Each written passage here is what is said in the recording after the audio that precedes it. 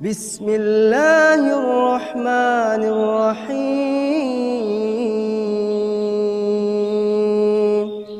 والتين والزيتون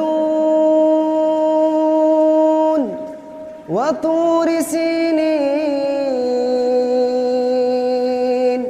وهذا البلد الأمين